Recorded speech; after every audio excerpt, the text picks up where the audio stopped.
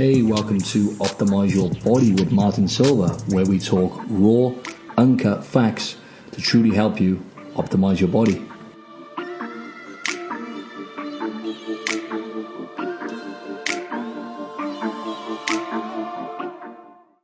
What's up, everyone? How's it going there? It is a warm summer's day at 2:20 p.m. here in Sydney, Australia. It is beautiful outside, and you know what? I am sat on my bed in my room banging this podcast out because, you know why? Because I love it. I love talking about health, fitness, nutrition. You know, that's my passion. And I'm going to drop some bombs today. So today's episode, I'm going to bust some myths. Okay, there's a lot of myths out there. There's a lot of incorrect information out there, especially now we have access to more information than ever before. And unfortunately, a lot of us are inundated with the wrong types of information. So I am going to be busting myths like there's no tomorrow. The three myths I'm going to be talking about today are fat loss. See, I hope now you've tuned in, especially the ladies. I find when you mention the words fat loss or fat burning to women, it's like, boom, something goes off in their brain and they're just like tuned into the conversation. You know, I've trained over 1,000 people and, yeah, fat loss, fat burning, great words. Anyway, fat loss and the myths behind the most effective ways to lose fat, such as cardio. Do we overdo cardio? Do you think? Or do you think it's overrated? Well, I'm going to share that with you. Also, eating little and often. So, you know, eating at regular intervals and, you know, having breakfast, lunch, dinner, and then maybe having a snack in between. You know how, that information is kind of being quashed now, which is good. But, you know, we've been led to believe that eating little and often is going to be beneficial for us, when in fact it's quite the opposite, to be honest. So I'll go into that as well. And finally, carbs, carbohydrates. I actually done a blog newsletter on this, and I sent this out to people on my subscribers list. And do carbs make you fat? Well, that's let's face it, carbohydrates, right? It's almost like that word is completely demonized now, isn't it? It's like a horrible kind of nutrient almost, you know, like carbohydrates. Oh, I got to keep my carbs down because I'm going to get fat. And it's, again, what happens within the fitness and nutrition industry is things get blown out of proportion. Certain people grab things and run with it, and everything always goes to the extreme. So, as I've mentioned many times before, one of the main drivers behind this podcast is to help people listening to it find balance in their life, build a nice lean-looking body, you know, and everything that comes with it. Essentially, optimize your body. You know, it does what it says on the tin. We are going to optimize that body of yours. If you just keep tuning in, I'm going to be dropping gems week in, week out. So, yeah, carbohydrates, do they make you fat? I'll go into that as well. So I'll start off with fat burning myths and fat loss myths. So I'm going to go into cardio, right, because it is kind of frustrating me a little bit now, actually, that, I mean, people are now starting to see the lights, starting to lift weights, you know, looking at lifting weights as a priority now when it comes to what they're doing in the gym and the time they're spending in the gym. Now, generally, with most people, from what I've observed, it's people are becoming more productive and lifting weights and focusing on that element in order to build a healthy, you know, supercharged metabolism. And then obviously nutrition as well. We all know how important, we all know the stuff we do outside of the gym. So it's all the time, let's face it, the majority of the time spent when it comes to achieving your goals and molding fitness and health into, you know, like a healthy lifestyle. Most of the things you're doing, which are going to actually, for example, most of the calories you burn, right, are going to be outside of the gym on a day-to-day basis. Let's face it, unfortunately, we spend a big chunk of our lives working. The average person does anyway. I don't know about you, but I spend a hell of a lot of time working. I'm not a multi-millionaire yet, but I will be one day, hopefully. But no, seriously, we spend, let's just say, I don't know, a third of our life working, and that time, for example, if you have a desk job, a sedentary job, where you're sat down for prolonged periods. Now I have people I deal with online, and not doing so much one-to-one stuff online now, but I've coached lots of people online and personal training as well. I'm still a personal trainer, and I deal with a lot of people in this day and age who have sedentary lifestyles, right? So they're sat at a desk at an office job, and if they don't focus on their movements, then essentially they're not moving much. So they have to be mindful of how much of their activity levels, because, as I say, most of your calories burnt, so to speak, are going to be outside of the gym when you're in work. That 8 hours, if you're sat down for the whole time and you're not making an effort to move outside of your working hours, then guess what? You're not going to be exerting a great deal of calories. So let's just look at cardio and movements and how important that is for fat loss. Now, like I said, what I always get people to do is I get them to track, if their goal is to lose fat and get lean, I get them to track their movements. Now, I've told you this many times before, but I get them to invest in a wrist piece, like a Fitbit, and I get them to track how many steps they're doing. I'll give them a target. For example, most people do have office jobs, so they'll without realizing it, they're actually they're not doing any more than about 5,000 steps a day. Now, that's about 30 minutes of walking, in a whole day. I mean, that's throughout the whole day. Okay, so what I say to them is, right, you need to increase your steps. You need to do an extra 20 minutes of walking a day, right? So that'll be an extra, say, 4,000 steps. Let's just round it off, right? Say, for argument's sake, I said to them, right, I wanted to make sure you do an extra 30-minute walk a day, on top of, what I mean is do an extra 30 minutes of walking a day, and that's going to rack up, let's say, about 5,000 steps, give or take. Do that every single day, day in, day out, and guess what? You're going to be burning a hell of a lot of calories, a hell of a lot more calories by the end of the week. Let's add that up over the week, 30 minutes each day, 3.5 hours extra of walking, there's going to be a lot more calories you're burning there. So that's what it comes down to, really. When it comes to losing body fat, you need to be burning more than you're eating, right? Now, with cardiovascular training, now it's like I said, it kind of irritates me a little bit, because I put myself into certain people's boots, right? When it comes to go to the gym, do cardiovascular, burn calories, right? Because in their heads, obviously they want to lose fat, they want to be fit as well, which I'll come to that soon. But they go to the gym, they do cardio, cross trainer, or walking on the treadmill, for example. Like, that's very common. People go to the gym and they walk on the treadmill. Now, I mean, each to their own, right?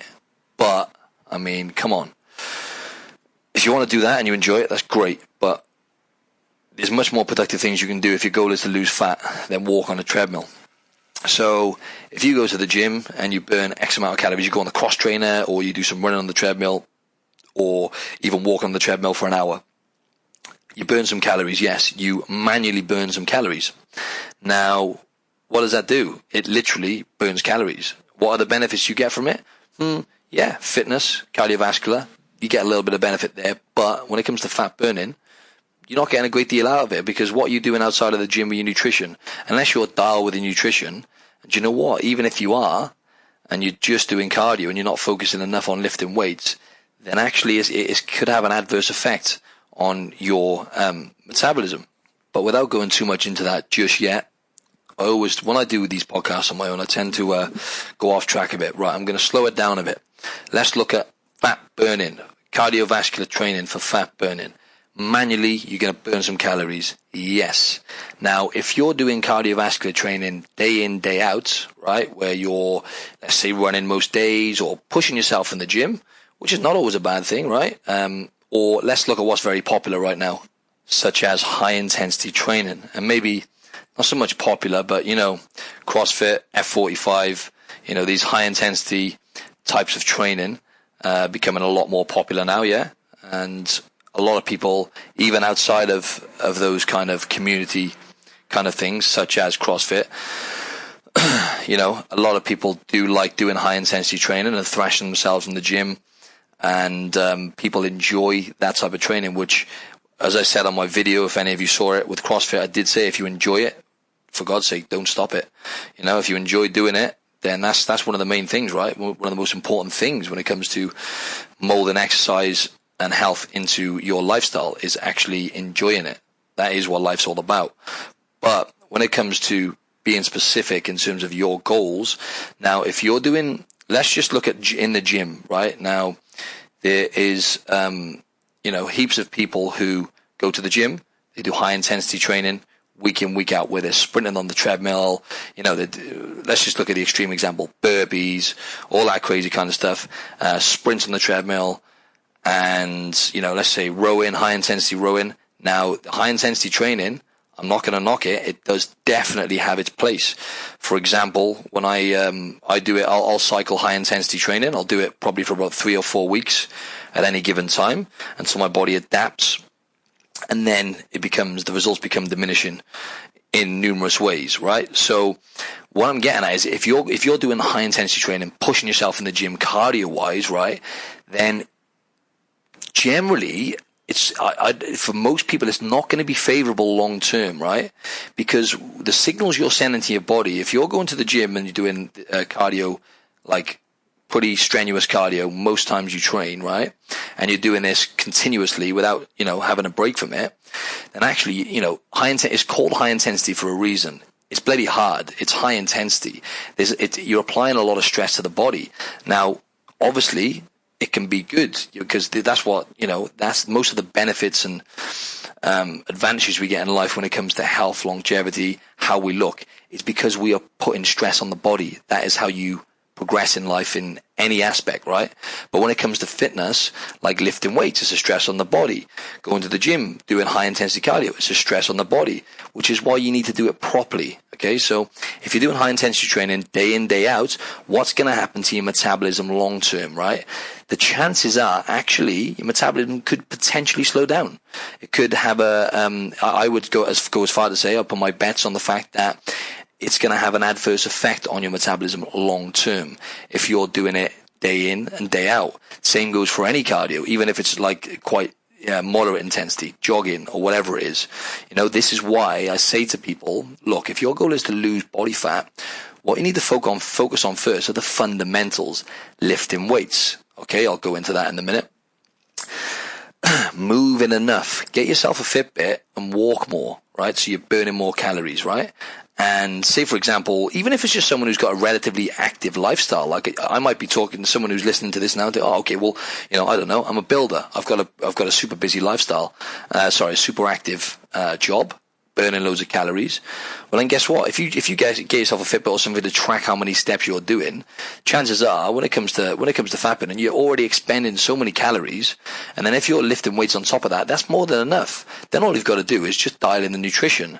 I make that sound easy, but that's the tricky part is eating the right foods most of the time and having the right amount of calories based on what your body needs.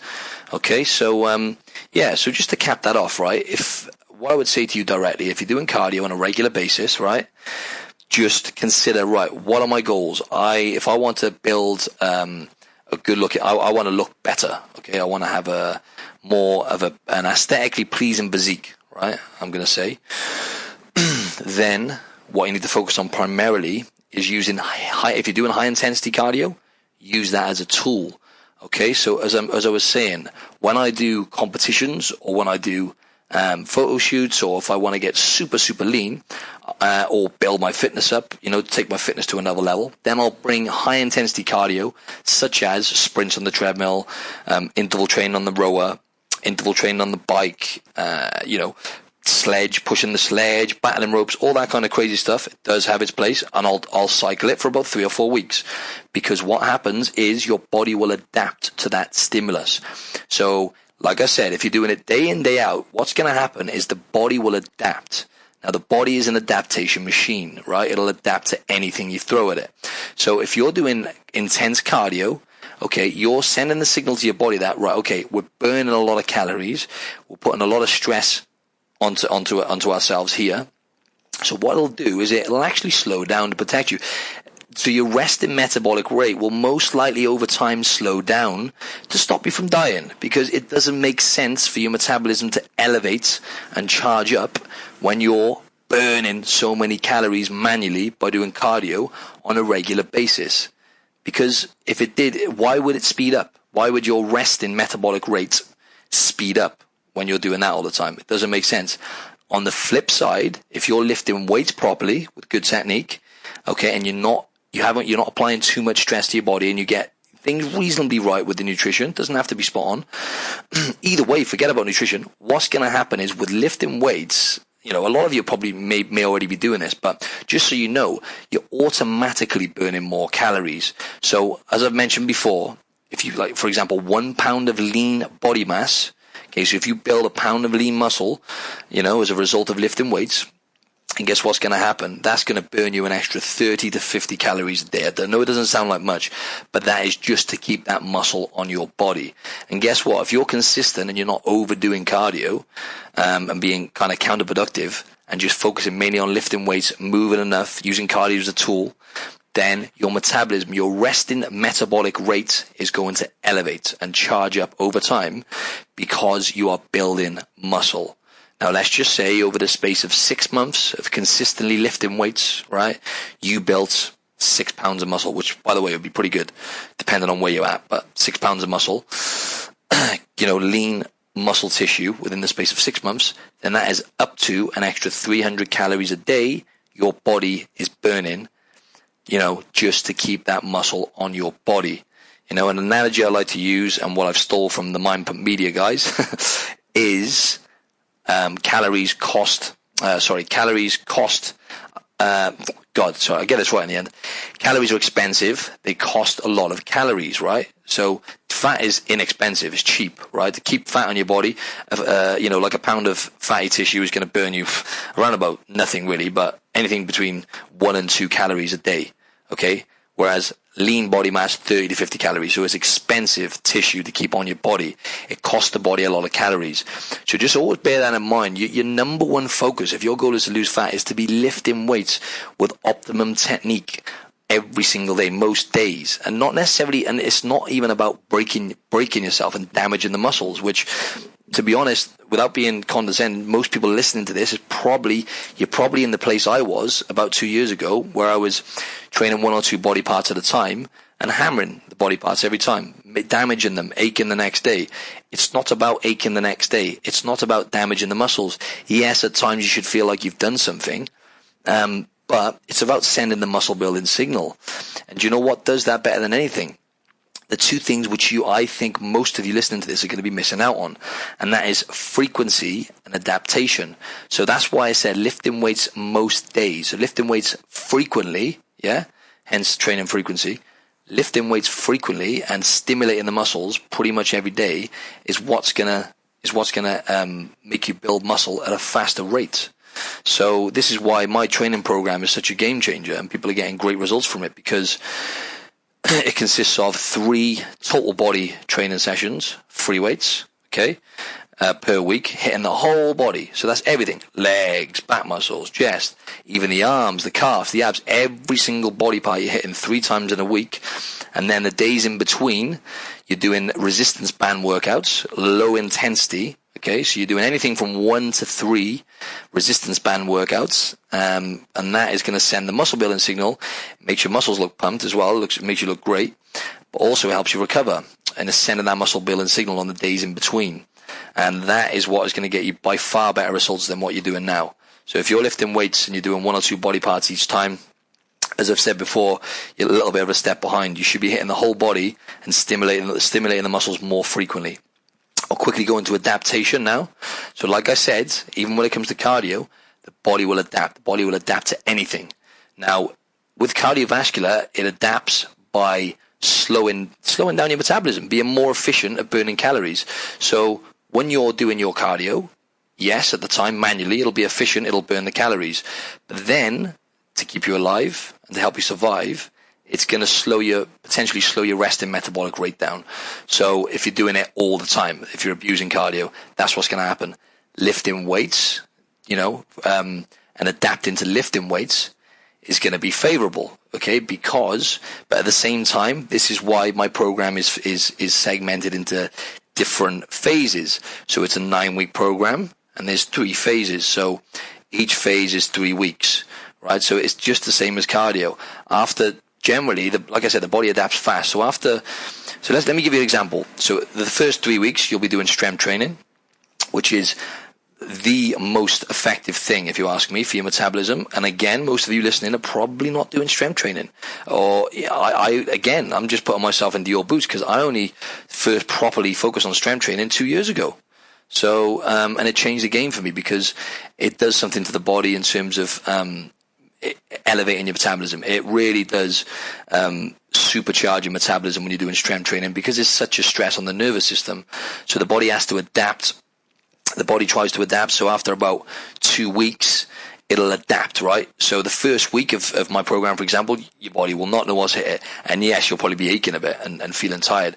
The second week, your body will be like, okay, I know what's coming here now. And it'll start adapting. The third week is generally when you're doing the same exercises. So you're doing 3 different workouts each week, but they're the same exercise in each workout. So the third week, you're doing your body will adapt. It knows what's coming. It knows the exercises. It becomes very good, because most exercises are a skill, right? So it'll get good at each, especially squats, for example. But anyway, the body will become better at each exercise, more efficient, and it'll adapt. So then if you go into like the 4-5 week mark doing the same thing, it'll adapt too much to the body, and the results become diminishing. So the metabolism again will slow down, because the body's adapted and worked out exactly what's going on. So that's what it's all about, really. I mean, it sounds quite complex, but in reality, I'll just summarize this section of this first mythbuster when it comes to fat burning. Cardiovascular for fat burning is not optimal. Lifting weights for burning fat, long term and short term, really, by far blows it out of the water. Okay, so just think about when you go to the gym and you're doing cardio. Let's look at, you're in the gym for an hour. Let's just say that's roughly about 5% of your day. So 5% of your day you've been burning calories manually. Okay, you've gone and burned calories. When you're lifting weights, you lift some weights for 10 to 12 hours after, your metabolism is roaring, okay, because your body is trying to recover. And then what's happening then is you're burning more calories for that 10 to 12 hours minimum. So the 50% of your day, you're burning more calories. You see what I mean? Instead of 5%, 50% of your day. So instead of that 1 hour, for like 10 to 12 hours, boom, 50% of your day, metabolism's roaring.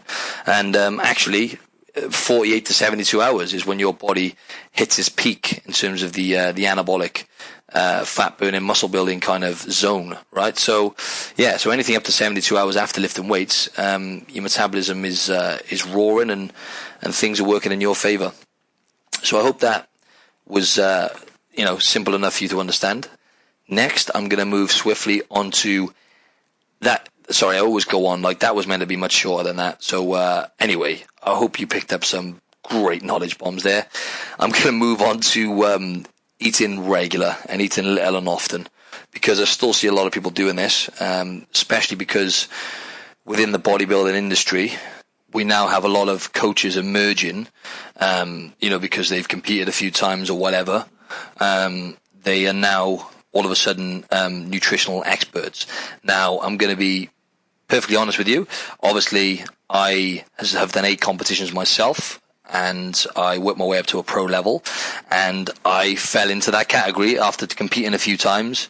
I then thought I was in a position to, provide people with nutritional advice, and I failed a lot of people because I didn't know what the hell I was talking about effectively, because I was sucked into the bodybuilding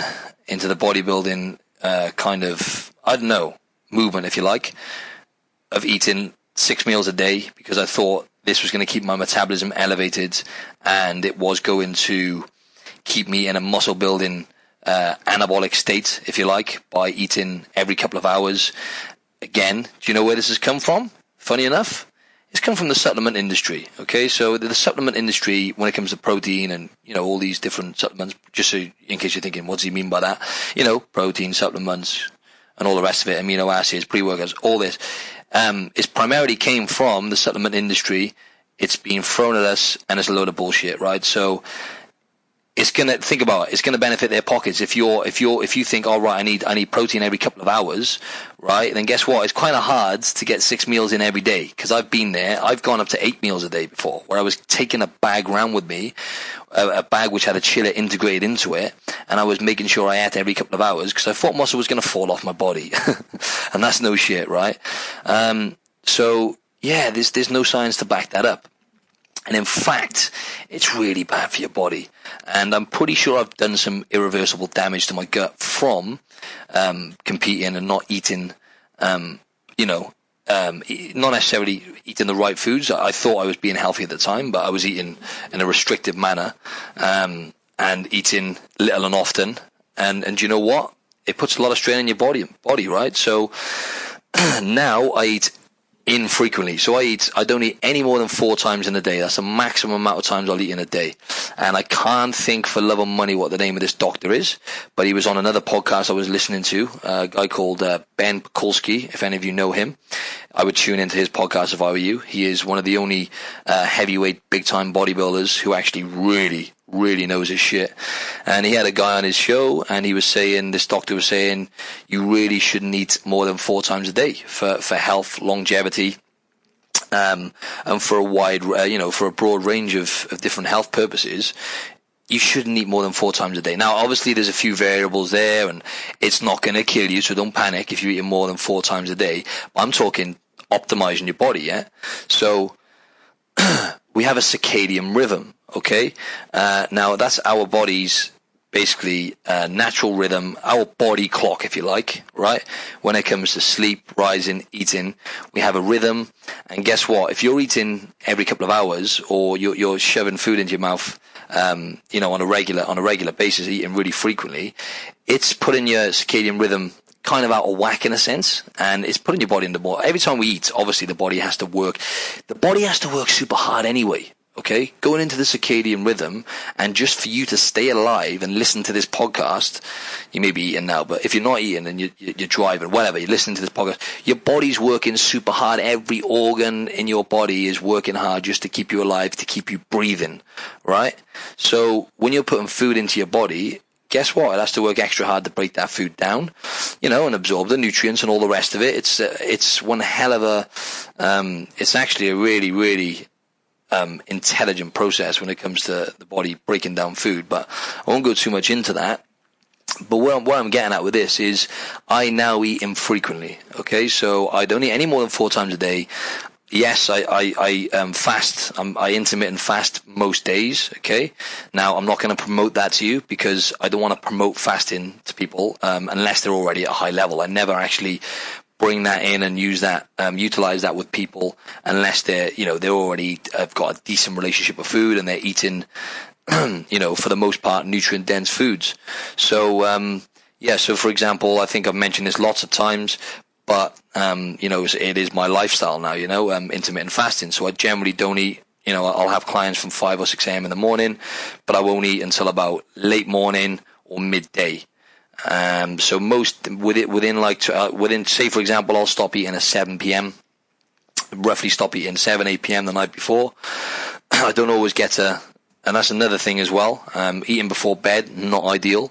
If you could try to give yourself at least 3 hours, before bed, cut off your food at least 3 hours before bed. It's actually much more beneficial for health, longevity, for your digestive system, for lots of different things. Even when it comes to metabolism and fat burning, I think over time, eating just before bed is not ideal. But I tend to do this 4 times a week. I can't always, I'm quite a big guy, and it's tough getting all the calories in. So if I've got clients, I have clients most evenings and mornings. So I'll finish work sometimes at 8 p.m. and I haven't managed to get enough food in. So I'll eat when I get home just before bed. So that's about 4 times a week. But if I can help it, I try not to eat any sooner than about 3 hours before bed. So that's another little tip for you. But once again, I'm going off on a tangent. But yeah, so I'll generally say, for example, I stop eating, say one of my later ones. So I stop eating at 9 p.m. the night before. break my fast the next day, maybe 1 p.m. So that's like a 15 to 16 hour fast most days, right? And then I'm eating within, say, anything from like, let's just say I eat within an 8-hour window then, most days on average. Okay, so that is actually much more beneficial for numerous different things. They've done studies, and the studies are showing that actually even for muscle building, certain genes are triggered, which are favorable for muscle building when it comes to intermittent fasting, because it desensitizes you to protein, and your body will generally, not for everyone, by the way, it's not for everyone, but for the most part, your body will assimilate calories more efficiently, because, it's adapting, it's not stupid, it thinks, shit, this mofo is not giving me food very regular, so I better absorb these calories and utilize these calories more efficiently. And that's just the way the body works.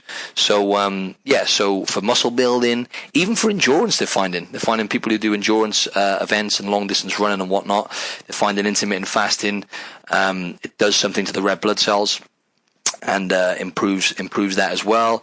Also cancer, because you're stimulating IGF-1, insulin growth factor, which is a big contributor to different types of cancer. I believe you're not actually using this hormone using this hormone as much, or something along those lines. So reduced risk of cancer, certain types of cancer, and just look at longevity. Think about it. If you're eating regular, day in, day out, you're putting your body under stress every time you eat. So over time, surely it's not going to be ideal for the body. And let's look at it from an evolutionary standpoint one more time, because folks, it's always going back to basics, right? So how do we evolve? Let's go back 100,000 years. Do you think we would be eating 6 meals a day? Gee, we'd be lucky sometimes to eat 6 meals in a week. There would be times of famine where there would be no food available. And guess what we'd be doing for a few days sometimes? We'd be fasting. So the body is adapted this way. Okay, so it's great to finally see that. It's so funny. Like, once again, I'm going off on one again, but it's interesting how stuff like saunas and cold showers and stuff, these are things that people have been using for ancient, for millennia. Since back in ancient times. For example, the Scandinavians, they have hot saunas as part of their culture. To have a hot sauna, for example, I think they have a regime, right, in certain parts of Scandinavia where they have they'll have a 15-minute hot sauna, and then they'll plunge into the freezing cold waters there in the Arctic, right? I know that's a bit extreme, but they've adapted to this, right? So they'll have a hot sauna, and then they'll jump into the cold water for 5 minutes, and they'll repeat that cycle for about an hour, so 4 times, 3 or 4 times. And it switches on. Apparently, the studies they've done have shown that it switches on certain longevity genes, and it improves your all-over health. Now, I could even do another episode on this, but saunas generally increase testosterone levels, improve the function of the heart and the cardiovascular system because of the heat. And other different factors. What's the name of the protein? The heat. What's it called? The heat wave protein, is it? Or heat shock proteins, I think, something like that. You release heat shock proteins when you're having a sauna. Yeah, and Alzheimer's as well, which is really interesting. I think they've done studies, and they've shown that having, I don't know why 11 minutes, don't ask me why, but a sauna for 11 minutes 4 times per week reduced the risk of Alzheimer's by something astronomical. I think it may have been 66% or something, but don't quote me. So saunas. And where I'm going with this is now, and going into cold showers, I have cold showers every day, don't have warm showers anymore. It strengthens the blood vessels around the heart, improves the immune system, all types of things, growth hormone, testosterone, all these different things. And it's things that it's a tool that people have been utilizing for millennia, especially in those colder countries like Scandinavia. So that's just an example. But going back to fasting, again, we've been for years and years, since ancient times, and back in the day, in the Paleolithic era or whatever, when we were hunter-gatherers, we would have to go for days, maybe even weeks sometimes, without food. And then guess what? There'd be food available, and we would eat the fuck out of it, which is why I like to call it intermittent feasting, not intermittent fasting. But yeah, so let me just summarize this for you now. most of us eat out of habit, okay? So in westernized countries, most of us really don't know what it's like to be hungry. Now, I'm going to big myself up a little bit here now. I've been hungry. I haven't been starving. Now, I'm not going to use that word. I'm not from a third world country. I've never been starving. I've been hungry numerous times whilst prepping for competitions, and I've done a few 24-hour fasts, and it's not necessarily hunger, but I know what it's like to feel. Oh, sorry, with the shows, the competitions and stuff, yes, I've been hungry. Okay, I've been in a calorie deficit. I've gone longer periods without food and whatnot, and that was hunger. But most of us, I mean, a lot of people probably haven't gone, like, in their whole lifetime in westernized countries longer than 12 hours without food. Now, it's not hunger, it's a craving. It's completely different. You are not hungry a lot of the time. So the signals have been muffled, if you like, and most of us have been kind of hijacked in the sense where we think we're hungry, but the signals are not actually efficient signals because we eat out of habit. We're creatures of habit, right? And there's more food available to us than there has been, you know, or at least food's more accessible to us than it has been at any point in human civilization. You know, let's face it, you can get a bloody McDonald's delivered to you within 10 minutes now with Uber Eats. You know what I mean? So, you know, we're facing an obesity epidemic, chronic illness, autoimmune diseases, all these things, and yet, you know, we're in a position where food is available to us within 5 minutes. You know what I'm saying? So yeah. Anyway, we eat out of habit. So what I would say is, if you could try maybe as a starting point, if you're someone who eats 6 times a day or eats little and often, maybe just try not to eat more than 4 times in a day, and have longer breaks between food. Ideally, around about 4 hours, I would say, between meals if you can, because that's going to give your body enough time. Obviously, there's a lot of variances here, but generally, I try not to eat any more. Like, obviously, I eat in a smaller window, right? So I'm saying for the average listener who you know gets up, has breakfast and whatnot, maybe try and give yourself like 3 or 4 hours in between meals, and see how that goes. Because yeah, it's just not going to be ideal. Obviously, I'm no scientist or nutritionist, right? So I'm not going to say, oh, you know, but you know, common sense tells you if you're eating really, really frequently, day in, day out, I don't think it's going to be ideal for long-term health later down the line. So maybe try and eat more infrequently and see how you go with that. So yeah, maybe try not to eat more than 4 times in a day and see how that goes. But once again, it's each to their own. And the most important thing is, you know, how many calories you consume in and what kind of foods. You know, I'd say above that, I'm the opposite to these people who are like, oh, it's all calories in, calories out. There's a big wave now of people prescribing programs to people, nutrition programs and whatnot, and it's just purely focused on calories, like, and yeah, I mean, nutrients over calories any day, without going too much into that. But it's going to be, in terms of fat loss and longevity, health, it's going to be a case of how many calories you're consuming, what nutrients are you putting into your body, and because, for example, eating vegetables is going to be really beneficial for your gut flora, your microbiome. Okay, so you're going to build a healthy microbiome generally if you're eating vegetables regularly, ideally organic, because of the chemicals added to non-organic veg nowadays. But listen, if you're getting your vegetables in, that's going to be beneficial for long-term health. But yeah, so give that a go. I did go off on one a little bit there, right? But yeah, I'm going to move on swiftly once again. So yeah, the last topic now is carbohydrates. As I said, that word is almost like it's a bit of a stinger now, isn't it? When it's like, you eat carbohydrates, oh my God, you're going to be fat. You are literally going to be fat. You eat carbs, oh my God, that is dangerous. You need to cut your carbs up now. Obviously, I'm going a bit overboard here, as usual, and I'm going to turn my bloody phone off so you can't hear my messages going off. But yeah, carbohydrates. Now, do carbohydrates make you fat? And what is all this, you know, all this bloody kerfuffle you can hear people talking about when it comes to, you know, I've got to eat low carbs and high protein and high fats to get me leaner, which, you know, definitely there's some truth to that, 100%. But let me just start with the fact that the human metabolism is so complicated and complex that even this day and age, right, with technology and where we're at now, and how much they learn, you know, with stem cell production and just human metabolism in general. A lot of the studies they're doing have been in rats, but now there's a lot of conclusive studies coming out on human metabolism. So the next few years are going to be interesting. But even until the day I die, I'll be learning about metabolism.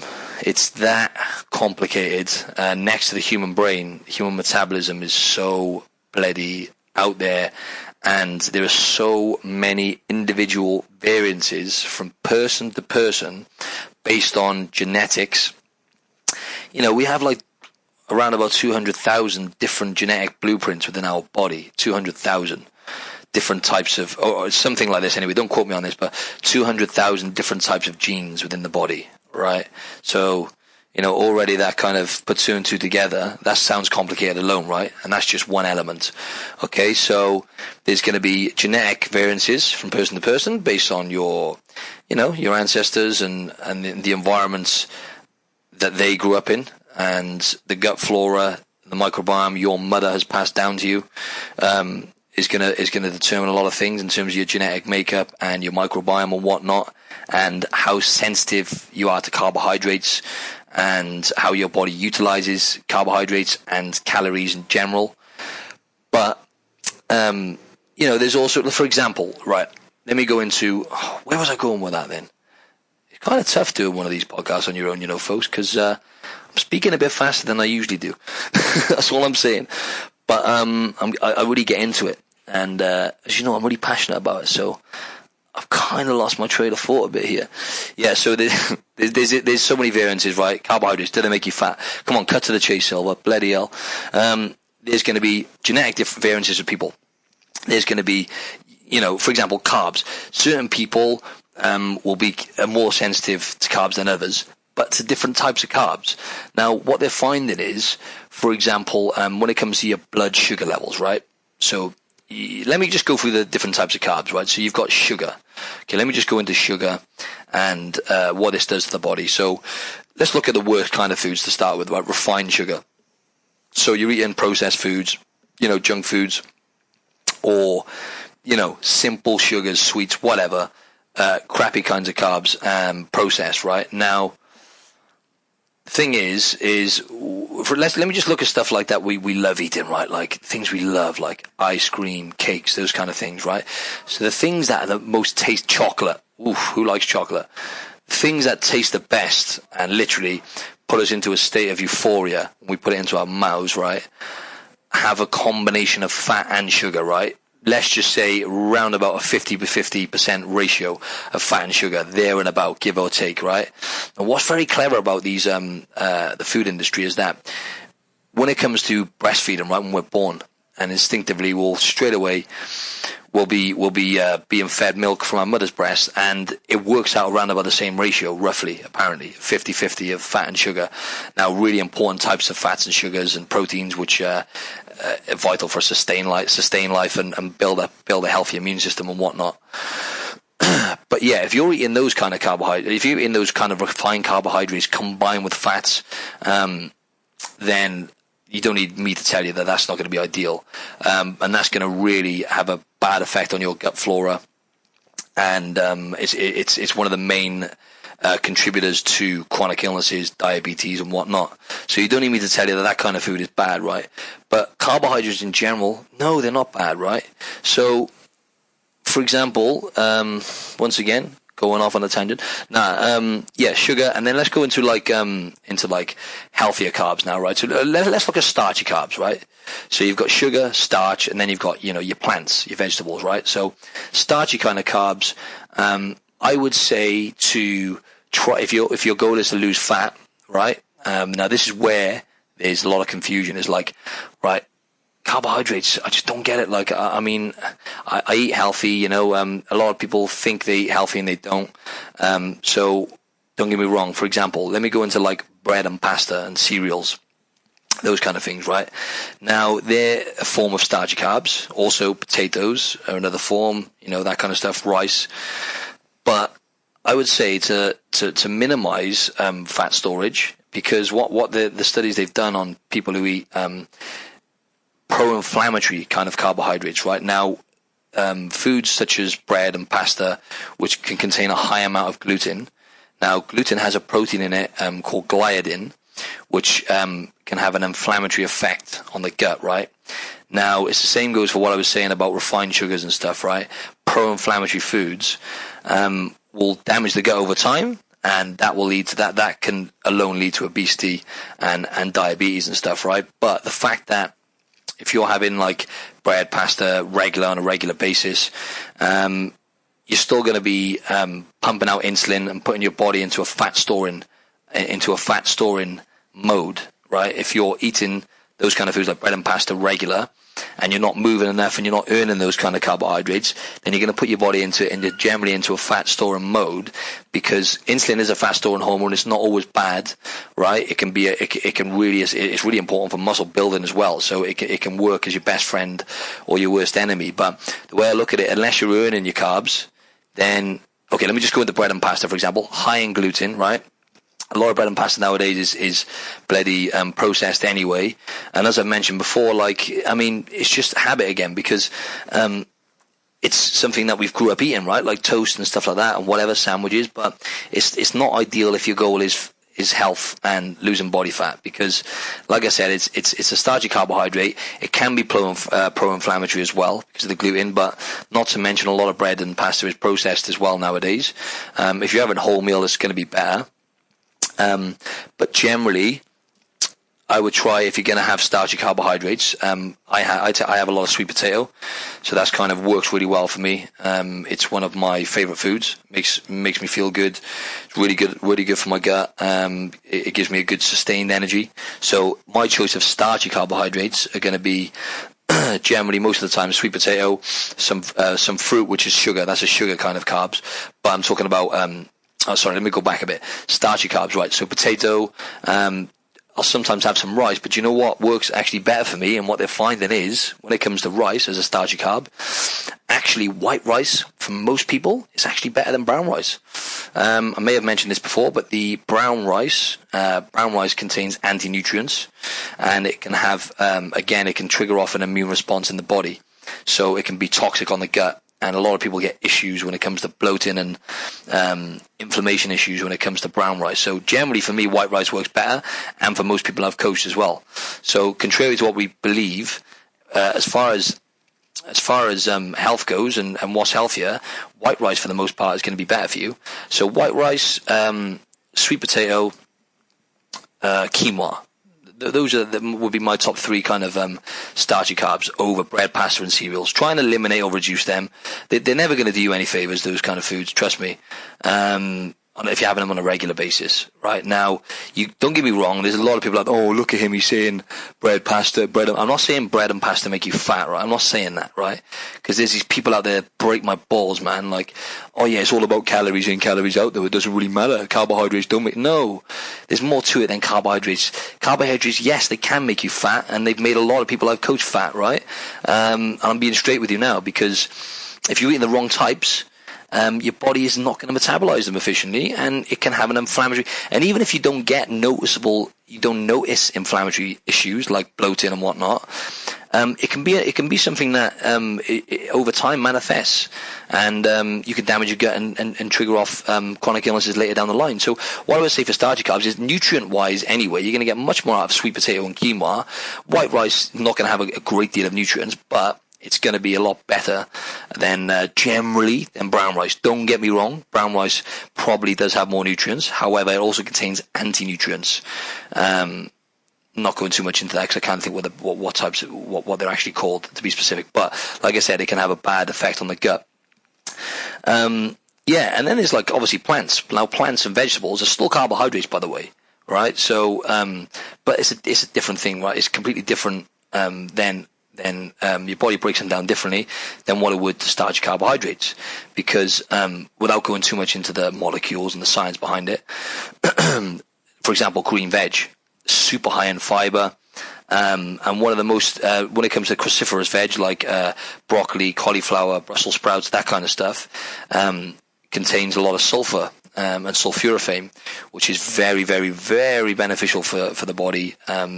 Very important nutrient, but like Brussels sprouts, for example. A lot of us fart and get bad responses to Brussels sprouts. It's because of the high amounts of sulfuric acid, I think it's called.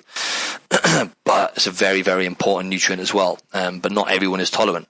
However, not to mention all the other minerals and high amounts of fiber and whatnot in green veg, right? And then leafy veg, like, spinach, kale, that kind of stuff is going to contain an abundance of minerals such as magnesium, folate, potassium, all those kind of things. I'm not going to reel them all off, but so green veg, heaps. Okay, it's still try and get heaps of green veg in. It's still a form of carbohydrates, but it's going to give you sustained energy, high in fiber. But all vegetables. I mean, I always say to people, try and start off with 2 servings of vegetables a day. And by 2 servings, I mean plates full of veg. So even if you can get 1 big plate full of veg in a day to start with, if you don't have any veg, great. Yes, add color as well. So that's why, other vegetables such as, carrots, brighter colors like orange and red, carrots, tomatoes, like I mentioned, sweet potato, that's still a vegetable. Yellow bell peppers or yellow capsicums if you're Australian, you've got a different name for them. Contain high amounts of carotenoids, if I've pronounced that properly, or beta carotene, vitamin A essentially. So lots of great benefits there. Eyesight, I believe, skin, nails, all that kind of stuff. So vitamin A is vital as well, and they're going to have a wider range of other nutrients as well, but an abundance of vitamin A. So that's why it's important to add color, right? And then there's other colors. Then, like I've been eating purple carrots lately. But for example, purple carrots, blueberries, strawberries, raspberries, those kind of things are going to contain a high amount of flavonoids, which are powerful antioxidants. So it is good to add color as well, right? So heaps of vegetables as a carb source. I would say at the top of your list. Okay, but do carbs make you fat? No, they don't. Would I recommend eating certain types of carbs? Yes, I would, just as I mentioned earlier. Now, as I said about earning your carbohydrates, right? So the way I look at it is, if you're carrying a bit too much body fat and your goal is to lose body fat, right, for example, then you need to earn your carbohydrates. That's the way I look at it, right? It always works well. Again, there are some variances. Certain people do actually they're less sensitive to carbohydrates, but someone who has a fair bit of body fat generally is going to be less sensitive to carbohydrates, okay, and more resistant to insulin. So, for example, if your goal is to lose body fat, get leaner, then what I would say is to earn your carbohydrates. So prior to training, if you're going to go lift some weights, for example, let's just say you're lifting weights, let's say for argument's sake, you're lifting weights in the evening, right? So you're going to the gym, going to go and pump some iron. Lunchtime, if your goal is to lose fat, I would say to have, again, this is another little tip for you. The body will burn what you fuel it with, right? So generally, if you put fat into your body, like again, there are some things you need to pay attention to here, right? Because calories are important. But if you're putting fat into your body, the right types, the body's going to burn fat. It's going to draw fat out of the cells and utilize your body fat as energy. Whereas if you're putting carbohydrates in your body on a regular basis, not so much plants, vegetables, because it's more fibrous, okay? So there's lots of fiber and not much sugar, especially in green veg. But I'm talking about, the wrong types of carbs, bread, pasta, cereals, refined sugars. Your body is going to then it's going to use carbs as an energy source. So if you're pumping carbs into your body regular, it's like, a good analogy to use is, for example, if you're putting petrol into your car, right? You're putting petrol into your car. What's going to happen, right? If you've got a full tank and you keep trying to put petrol in there, all right, okay. If you want me to go into detail, then probably the petrol thing is going to cut off, right? But you know what I mean. If you continue to pump petrol in there, what's going to happen? It's going to spill out all over the floor, right? It's the same thing, right? So if you're pumping carbs into your body on a regular basis, and you're not utilizing the carbohydrates, what's going to happen is the body is then going to convert it's going to put the carbohydrates, and it's going to store the carbohydrates as body fat, because there's nowhere else, because you're not burning it up. You're not driving off anywhere. You're not, So if you're putting carbohydrates into your body regular and not utilizing that, it's going to be stored as body fat. And that's just to simplify matters, really. But, so I would say, for example, if you're going to go and train in the evening, your lunchtime meal, plenty of vegetables and get some fats in there as an energy source, right? So maybe throw avocado in there, maybe half an avocado, some olive oil, right? Make sure you get good quality extra virgin olive oil. There's a lot of knockoff ones nowadays.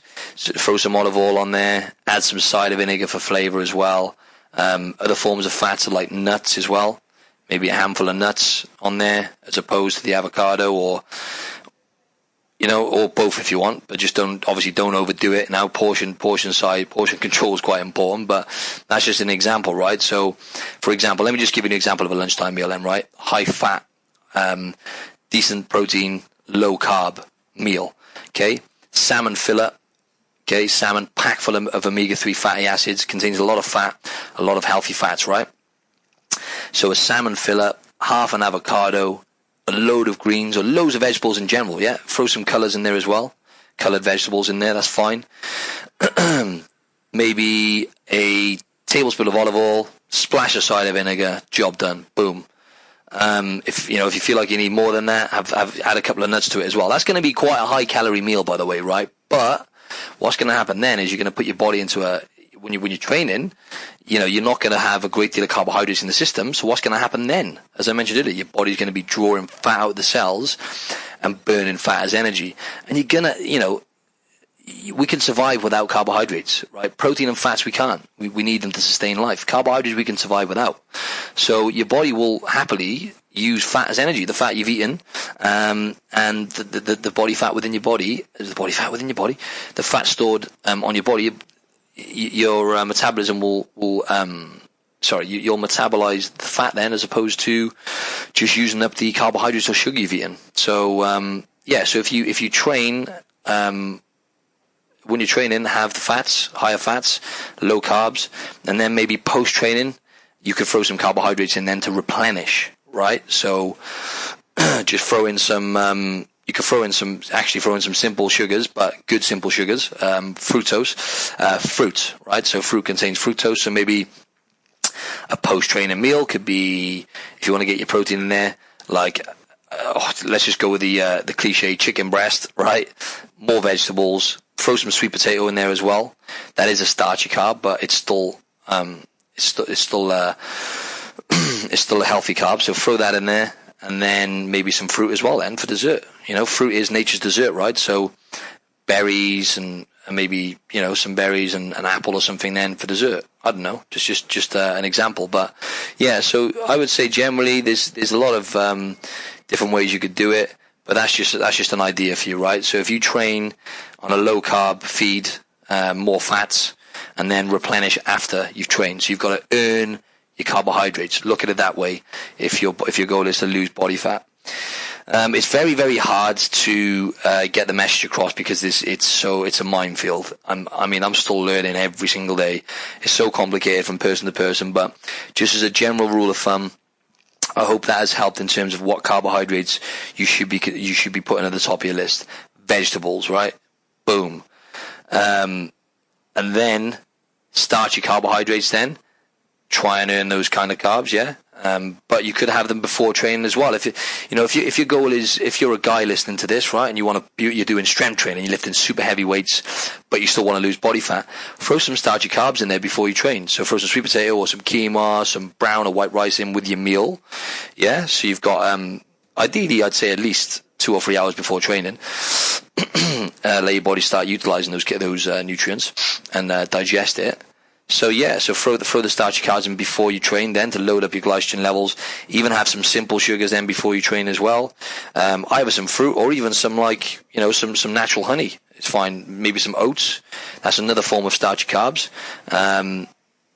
If you're not intolerant to gluten, just get normal, get some good quality oats, and have them with some fruit or something before training. A little bit of honey, if you want something which is a bit more palatable. But for me, I love vegetables. But if you're in that place now where you're struggling in terms of eating rubbish foods more regular, then something like oats is going to be a healthier option than having a couple of donuts before training. You know what I mean? So what I wanted to reel off for you as well is something really interesting, right? Because someone requested me. I asked someone I know, and she was like, right, okay, I said, what myths can I put on this? And she said, how carbohydrates are demonized and how they're really bad. Now, I've just kind of, in a way, talked a lot of shit about carbs, right? But not carbs don't make you fat. There's a lot more to it than that, right? So I'm not sitting here and saying, right, avoid carbohydrates, blah, blah, blah. But what I am saying is be mindful of the fact, right? Just remember what I said about us being hungry, okay? Now, I go long periods without food every day, okay? And it's not a problem for me now because intermittent fasting has taught me a lot about the signals and what hunger is, okay?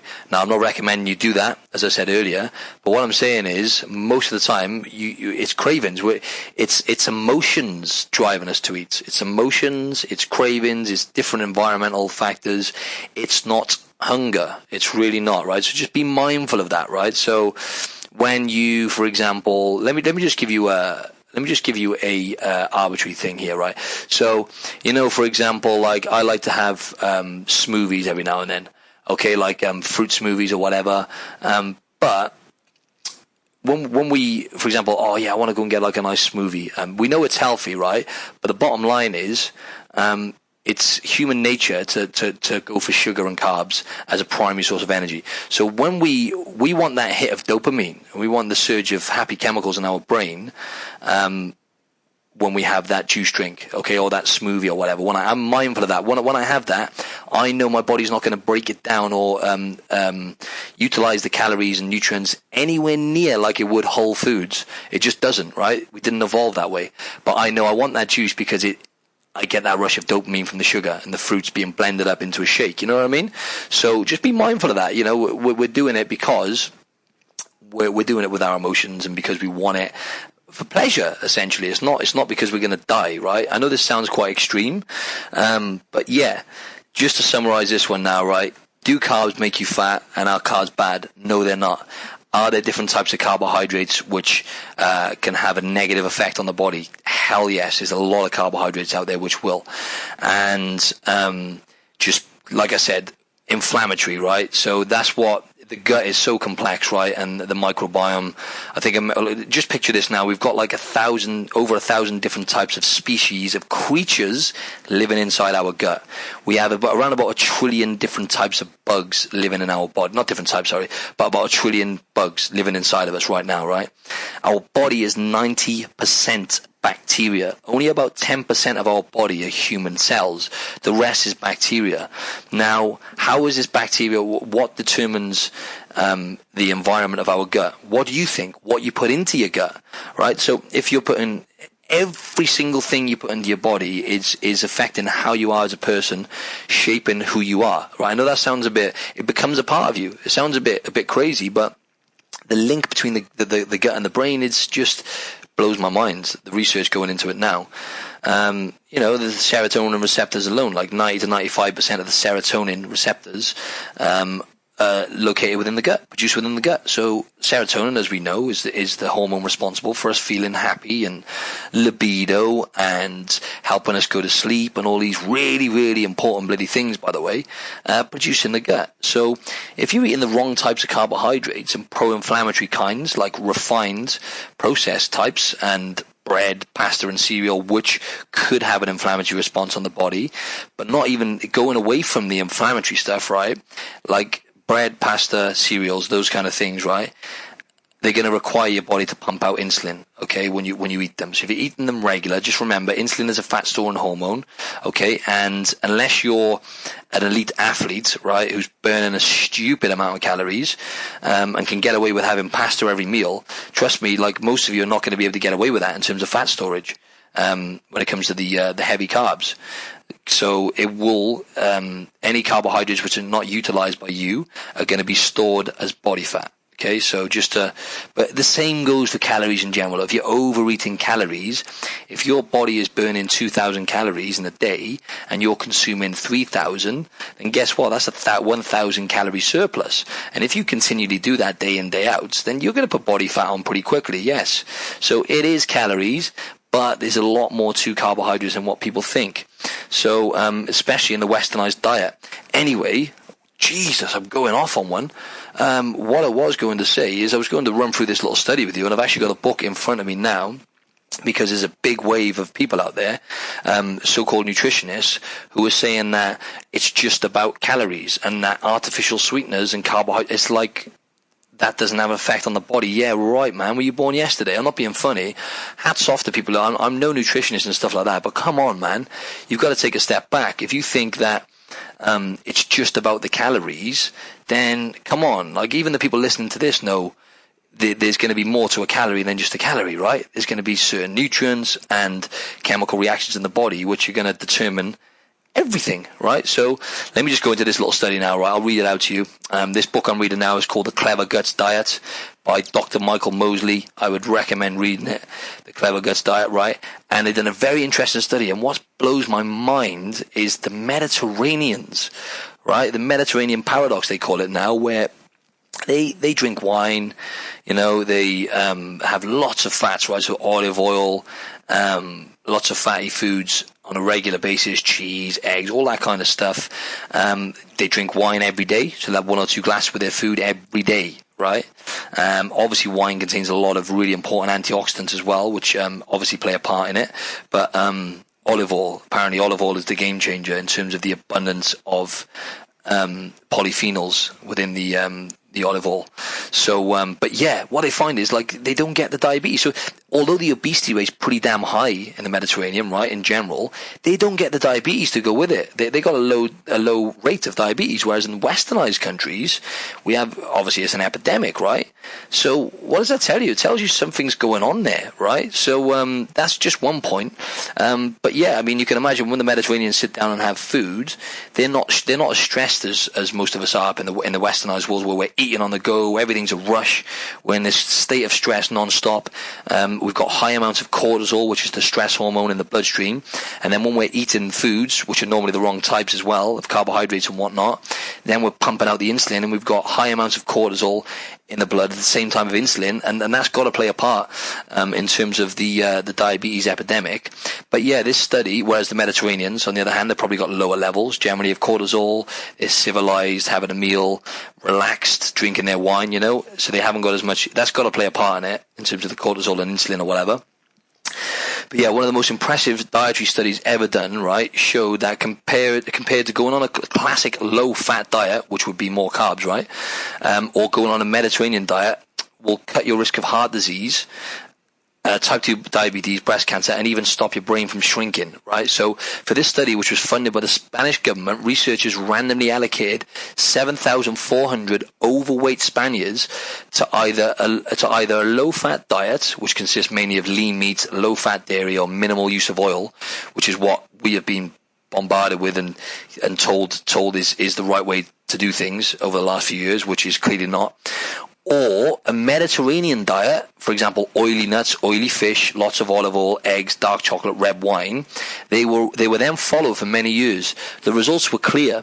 Although they were not calorie restricted, okay, so let me just put this out there now for anyone listening, or if there's any nutritionists out there, which I doubt they're listening, but certain people, I'm not going to mention any names, starting to frustrate me a bit because they're saying that it's just about calories in, calories out. Yes, the overconsumption of food is killing people, but the types of foods are playing a huge role in this as well. So stop denying that and stop saying that it's just about the calories, because listen to this. Although they were not calorie restricted, those randomized to the Mediterranean diet put on less weight, particularly around the middle, than those on the low-fat diet.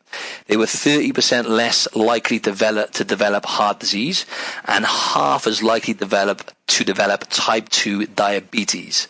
Half as likely from having a high-fat diet, folks. Low carbs, right? A particularly important element of the diet seemed to be olive oil. In fact, women for this study who were asked to add an extra couple of teaspoons of extra virgin olive oil a day cut their risk of developing breast cancer by nearly 68% compared to those who were dutifully eating low fat. So, there it is, olive oil. But the book also says there's a lot of crap olive oil out there, so try and get a good quality source. But it just goes to show that having a high-fat diet, which consists of a lot of, having fish. They say about twice a week, ideally, you want to have omega-3 fish, such as salmon, mackerel, sardines, those kind of things, right? And just want to really quickly break this down for you as well, when it comes to fish, is the types, right? Because a lot of fish now is very toxic in terms of the metals. So avoid sort of swordfish like the plague, because it's got a super high amount of metals, mercury and arsenic and all that kind of stuff. Obviously shark. Even tuna, though. I don't eat much tuna now because that is it's got high amounts of metals in it. And then your best types, as I said, are going to be the oily fish, which are going to give you loads of omega-3s, such as mackerel, salmon, and sardines, right? So, yeah, get the fats in. Get plenty of veg in, avoid refined crappy carbs, and bread, pasta, cereals. Try and reduce that if you tend to have a lot of that in your diet.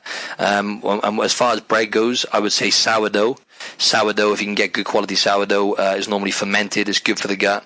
It's really low amounts of gluten in. So I'm almost intolerant to gluten, but I'm just more sensitive to it than ever, than anything really. So when I have sourdough, I'm normally fine. So it goes to show. Hope that's helped. And I always feel like I've chatted a load of shit, but maybe that's just me. Hopefully a lot of you took some great takeaways from that. And you should definitely get on my Build Your Best Body training program. I'll give you a 50% discount if you're listening to this podcast now. I'll unlock the code, let's say, for the next week, so you can get 50% off if you click the link on my Instagram bio. If you go to on Instagram at Martin Silva Fitness. Martin Silva is Silva, the Mediterranean way, actually. Yes, I do have Mediterranean in my blood. Fitness. So Martin Silva Fitness on Instagram. Click the link on my bio, and that'll take you to my blog explaining what my program consists of. Scroll to the bottom, click to buy, and enter code MS. Yeah, my initials, MS Founder, FOUNDER, MS Founder. Okay, and that'll give you 50% off my training plan. And that's pretty much it in a nutshell. Got some exciting stuff coming, some online stuff I'll be releasing, so I'll keep you in the loop with that. But go follow me on Instagram, right? And if you've listened to this podcast, drop me a direct message on Instagram and say drop me a direct message on Instagram and leave me your email address on the DM, so I can send you out a free newsletter once a week. And also, folks, if you can, please give me a 5-star rating on iTunes and a review. A good review would be a massive help. That's the main thing really for helping this podcast grow. So if you could do that on iTunes, that would be great. They don't make it easy, by the way. They make it really hard to do. Best way to do it is to go onto a podcast app or go onto iTunes and search for Optimise Your Body. Click on the podcast, and then you have to go to scroll down and then put like 5-star rating. And then write a review. When you click on write review, it might ask you for like a nickname. Now try and think of one which is like no one's going to have, because stupidly what it does, it'll let you type the review, but if the nickname's being used, it won't actually go through. So type in like a rare nickname that you think no one else is going to have, write the review, and it should be all good. Thank you very, very much for tuning in.